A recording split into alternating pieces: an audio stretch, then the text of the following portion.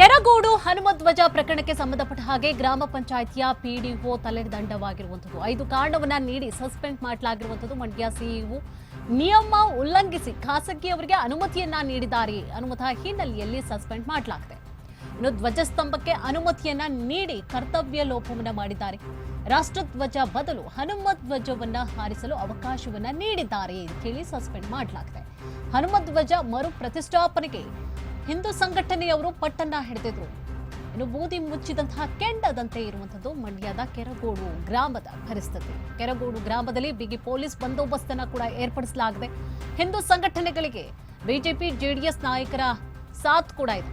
ಪ್ರತಿಭಟನೆ ಇನ್ನು ಪಾದಯಾತ್ರೆ ನಡುವೆಯೂ ಕೂಡ ಧ್ವಜ ಮತ್ತೆ ಅಳವಡಿಸಬೇಕು ಅಂತ ಹೇಳಿ ನಕಾರ.